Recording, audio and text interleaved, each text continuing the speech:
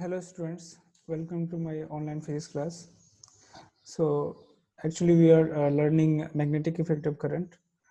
So this is the second part of the magnetic effect of current, and here we will learn some important question. So let's start without further ado. First of all, um, why does a compass needle get deflected when brought near a bar magnet? Why does a compass needle gets deflected when brought near a bar magnet? Here, see it. Okay.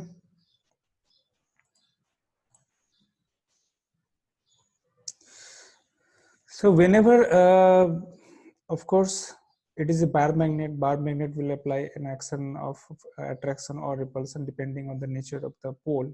Okay. If it is north pole, then it will definitely repel. And if it is north pole, then it will definitely attract. So compass needle is itself a magnet. Okay. So magnet do exert some force of attraction or repulsion. Next question, draw magnetic field lines around a bar magnet. Magnetic field lines around a bar magnet. No? So let us see here.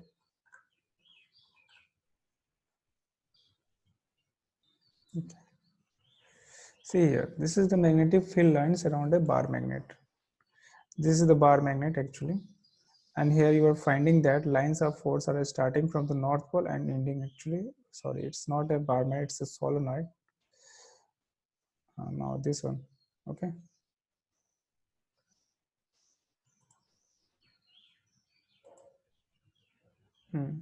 See here, this one.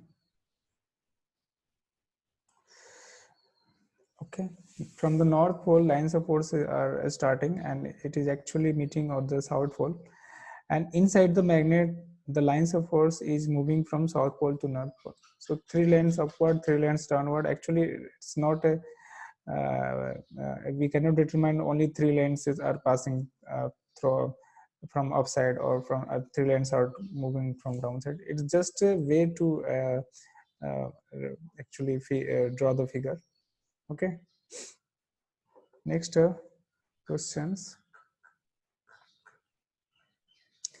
Yes, why list the properties of magnetic lines of force? I think you must know about the property of magnetic lines of force. The one property is that lines of force never intersect with each other.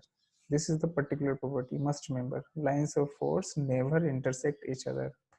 The second property is that at any point, if we draw the tangent on a lines of force, it will give the direction of magnetic field. The third property is that lines of force laterally repel each other. Fourth property is that lines of force start from the north pole, okay, and meet on the south pole outside the magnet. And inside the bar magnet, it is moving from south pole to north pole. So it is a closed curve. So you can say that lines of force is a closed and continuous curve. Okay. Next is why two magnetic lines of force do not intersect each other. See here. Okay. Again, answer is that whenever if two lines of force intersect each other, okay, there we will get a point, intersection point. Okay. At that point, we can draw two tangent. We can draw two tangent, and that will give two different direction of the magnetic field, which is quite impossible because at one point only one direction is possible. So it means that lines of force will never intersect each other. So if you're drawing the figure and in that figure you just cut one magnetic lines of force with another, technically that drawing is fault. Okay, it's faulty. Next, question number 5.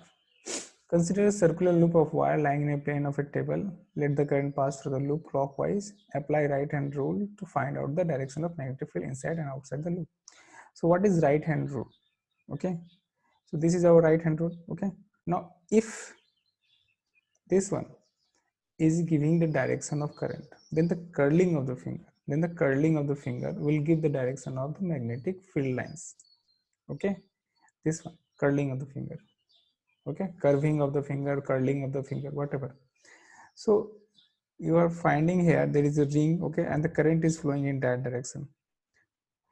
Okay, so you can easily find out, find out in what direction the lines of force should move when current is moving in this direction. Okay, by using this right hand thumb rule. Okay, one more example I am giving. See here, this is right hand thumb rule. Current is moving upward, and the curling of finger will give the direction of the magnetic field. Same is here. Here the current is moving upward. There is actually a horizontal plane. On that plane we have to draw the lines of force, and it is a concentric circle. And here you are finding that from upside it is appearing that it is moving anti-clockwise. Okay, so this way we can also find out. And this one, okay, see here, just use your basic instinct. Okay, by using the right hand thumb rule, if thumbs indicates the direction of current, okay, you can easily draw this figure. See this figure. Okay, now coming to the next question. Question number 6. The magnetic field in a given region is uniform. Draw a diagram to represent it. This question has come in CBSE 2012. Okay, so if the field is uniform, then you must remember that lines of force, that is more appropriately we should say magnetic lines of force, it will be parallel. Okay, magnetic lines of force will be parallel. See here, this line, this line, this line, this line, they will be parallel and they will be equidistant. Okay, so these are the two characteristics of a uniform magnetic field, because they will not change in direction, they will not change in magnitude. Okay, from magnitude point of view, it can be called that lines of force will be equidistant from each other, and from the direction point of view it will be parallel. Next, 7. The magnetic field inside a long solenoid carrying current, question number 7, is 0. Okay, solenoid के अंदर में magnetic field 0 होती है? No, solenoid के अंदर में magnetic field अच्छी खासी ही होती है. ठीक है, decreases as we move towards the end, increases as we move towards its end, is same at all point. Okay, so whenever we are thinking about the solenoid, in that case inside area of cross section will be smaller in comparison to the length of the solenoid. solenoid क्या है? एक helical coil होता है, ठीक है, of insulated metallic wire.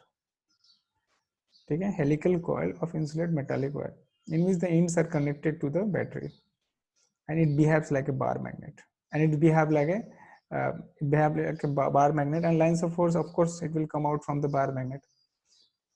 जैसे कि यहाँ पर मैं आपको फिगर में दिखा देता हूँ. See this figure. This is a helical conducting wire. Okay. Okay. Now here you are finding that this actually portion has become north pole and this portion has become south pole. And how will you determine this that it is north pole? Actually, from that side you just watch. Okay. And if you are finding that current is moving in anti-clockwise direction, then you will say that it will be a north pole. And if it is moving in a clockwise direction, then you will understand that it is a south pole. Okay, so here you are finding that lines of force is moving inside the solenoid, so of course it will not be 0. Magnetic field will not be 0. Okay, and it is same everywhere. Okay, it is same everywhere.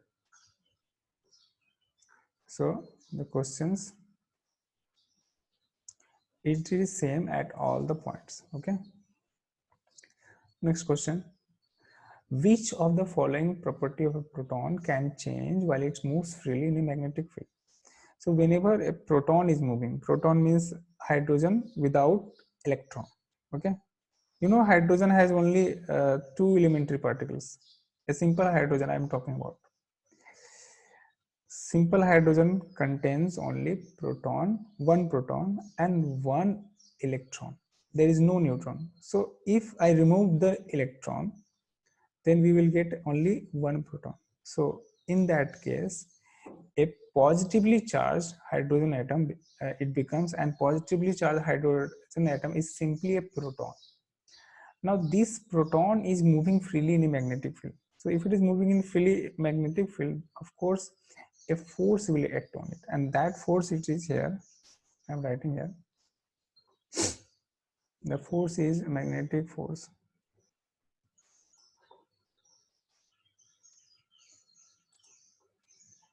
Force is equal to Q cross V cross B. What is this actually? Q means charge, V means velocity, and B means magnetic field. Okay, so if B is increasing, force will increase. If velocity is increasing, force will increase. But here the charge has been specified, mentioned. Okay, so it will not going to change. Okay, so in case of V, force, in case of change of V, force will change. In case of change of B, force will change.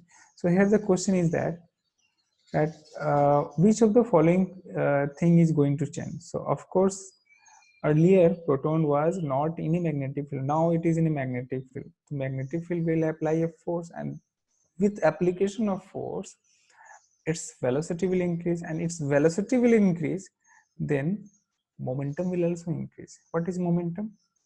Momentum is actually momentum equal to mass into velocity. Okay, momentum is equal to mass into velocity. So you remember this thing. If velocity will increase, definitely momentum will also increase. Momentum is called total velocity. Okay, coming to the next topics.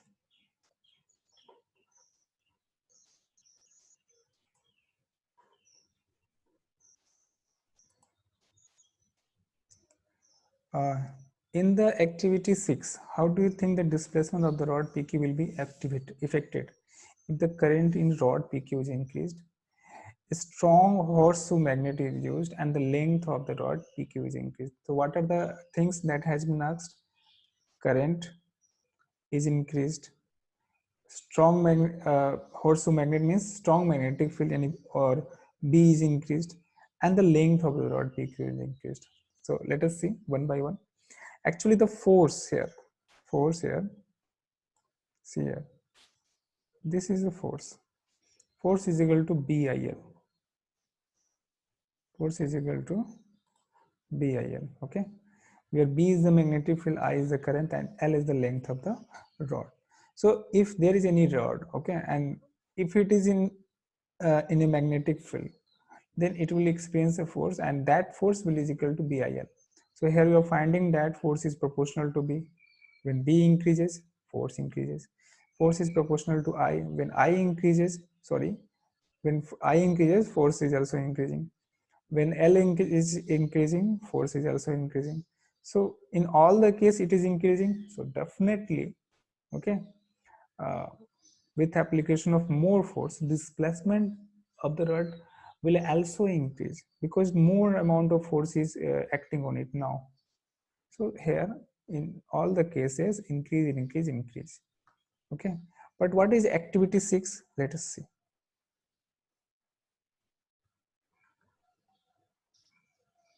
This is activity 6. But what is actually this activity is showing? It is showing a force acting on a current carrying conductor in a magnetic field.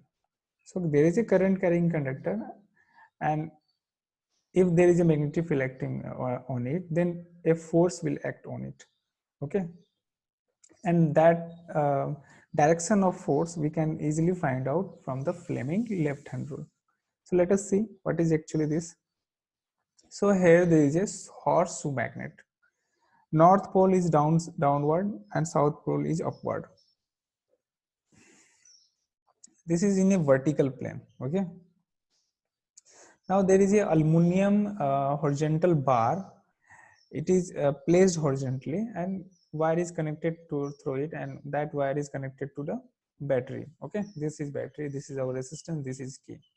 Now when key is switched on, okay, it is closed, current is flowing through it, and current will also flow through the this aluminum rod. You know, aluminum is a non-magnetic material. Okay, it cannot be a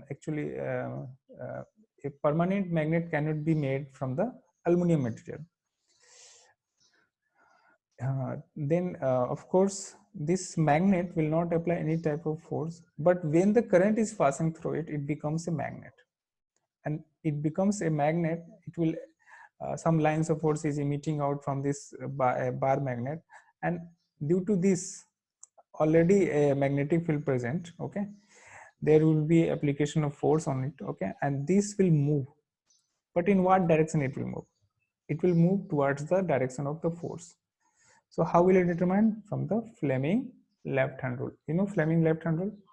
Fleming left hand rule states that if we stretch our first three finger, okay, middle finger, index finger, thumbs, then the middle finger indicates the direction of the current, index finger indicates the direction of magnetic field, then the thumb will give the direction of the force acting on the conductor.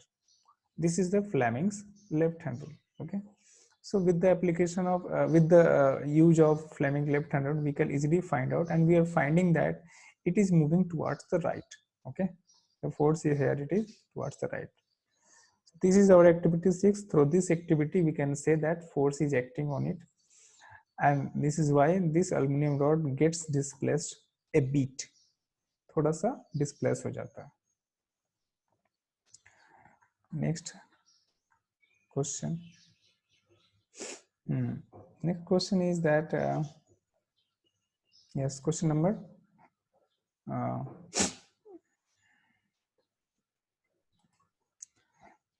question number a positive charge particle, alpha particle, is projected towards west, is deflected towards north, the direction of magnetic field. Again, you can easily find out by the application of Fleming left hand rule. I am leaving it to you. Okay, this is positive charge, so of course whatever the direction actually you are getting from the Fleming left hand rule, that gives the direction of the force. Okay, that gives the direction of the magnetic field. You can easily find out, okay, by the use of it. If it is electron, then in that case the direction you actually you have to make it opposite. Okay, because electron has a negative charge. So again, question number 11, Fleming left hand rule, already stated, so leave it. What is the principle of electric motor? Anyone? Electric motor. Okay, it is based on a principle that whenever a conductor, okay, is placed in a magnetic field, a current carrying conductor is placed in a magnetic field, it will experience a force. Okay, this is the principle of electric motor. Okay, what is the role of a split ring in the electric motor? Okay, actually it ensures the rotation of the armature in the same direction. Okay, if split ring is not attached to the motor, what will happen? Motor in the first half cycle, it will move, let us suppose, towards the clockwise direction. Then in the second half, it has to move in the opposite direction. What will happen? We will not get the current. Okay, because that actually shifting of this direction, okay, is so rapid that it will not move. Okay, and we will not get actually any movement, and this is why a split ring is used, and it ensures that the armature rotation will occur always in the same direction. Okay, next, explain different ways to induce current in a coil. sorry, there are many ways you can induce current in a coil. First of all, there is a coil. Let us suppose this is a coil, okay, and take one. Let us suppose this one is a magnet, okay. Now magnet is brought to it. Now when magnet is brought near to the this coil, what will happen? More number of lines of force will pass through this area, okay, and we will find that there is a change in the lines of force, there is a change in the flux, okay, and if there is a change in flux, then we will say that an EMF will be induced inside the coil. An EMF will be induced in the coil. It means that an EMF current, a current will also be induced on it. Okay, so this is the way. Similarly, if we actually take the magnet away from the coil, what will happen? Again, earlier, let us suppose 100 lines of force was passing. Now, when we are moving away from the coil, we will find that now the lines of force passing through it has drastically reduced to 10. How much change? 100 minus 10, that is 90. In how much second? Let us suppose it in 2 seconds. Okay, so 90 by 2 yani ki per second it is 45 lines of force. So of course there is a change. More change, okay, more change per unit time, more amount of EMF will be induced. Okay. Next, one more thing, we can induce the what is say current in a coil. If there is a coil, and let us suppose there is a wire. In wire the current is passing through it. Now what will happen when the current is passing through it? It will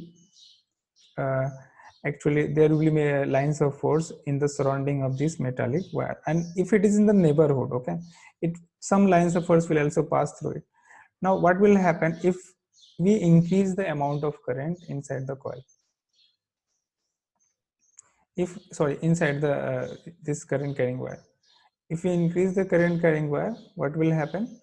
More lines of force will pass, and this way more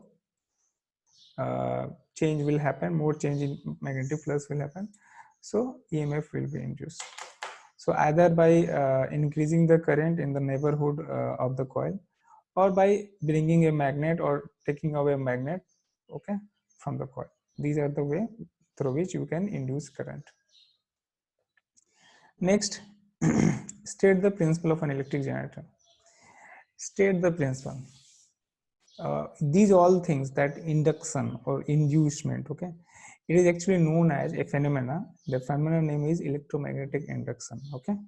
So the generator, okay, the machine electric generator is based on the principle of electromagnetic induction. Name some sources of direct current. What are the sources of direct current? So when we go to market and buy some battery or cell, okay, cell we should say, not battery. Battery is a combination of cell. So that cell is actually provides direct current, okay. It provides the currents, it ensures the current only in one direction, okay. So they are known as the sources of direct current. Generator, DC generator, primary cell, secondary cell, these are the things you can say. Which sources produce alternating current? This is AC current, AC generator, sorry. Okay, leave the question number 18, going to the question number 19. Name two safety devices used in the electric circuit. Safety device. So already I told you about the fuse wire. Fuse wire, or the fuse, simply. Fuse is a safety device. It protects the home appliance from overload, from from burning, okay. Because if fuse wire is not attached, what will happen due to short circuit, overloading, or many other things? Large amount of current will pass through the circuit and it will go to the appliance directly. What will happen? In every appliance there is a rating that the current should not exceed that rating. Rating means something is written on the body of the appliance, that let us suppose it is 5 ampere. 5 ampere current. Now current, if it exceeds its rating value more than, it becomes the 5 ampere. If the current is passing through it, what will happen? The inside circuit board or whatever connection, actually it gets burnt. Okay, so to protect them we use fuse wire. Same is true for the earthing. Okay, earthing is actually a wire and it is connected directly to the earth. It protects the our what is a electric circuit, okay, from short circuiting and many other things. Okay, now question number 20, very important question. There is a oven, electric oven, and it has power 2 kilowatt. Okay, power 2 kilowatt means that power rating is 2 kilowatt. Now it is operated in a 220 volt, but it has a current rating of 5 ampere. 5 ampere, it means that current should not exceed 5 ampere. So what result do you expect? Explain. So first of all, we will try to find out the current. Here there is a formula, P is equal to VI. See the figure, P is equal to VI. Now here we are finding I is equal to, so it becomes power is equal to 2 kilo means 2000, okay, 1000. So 2 kilowatt means 2000, and voltage, it is always 220 volt in our domestic circuit. Okay, so it becomes 9.09 ampere. It's very large amount of current in comparison to 5 ampere, just double, almost double. So we can say that it is exceeding the current rating, and of course the appliance will get burnt, okay, because of the heating effect of the current. What precautions should be taken to avoid the overloading? First of all, whenever we are connecting a device, we should always actually ensure that the current should not exceed the current rating. So this is the first condition. Okay, um, if I am connecting a AC, what is it, fridge to a 5 ampere connection, it is not good. It should be connected to 15 ampere connection because more amount of current is needed, and for that their wire actually it remains somewhat thick. Okay, larger in cross section area. 15 ampere wire larger in cross section area, 5 ampere wire smaller in cross section area. So this is actually also the rating of the wire. Okay, thank you for watching this video. I hope you are enjoying it. Okay, and you are working on your chapters, magnetic field of current. Thank you.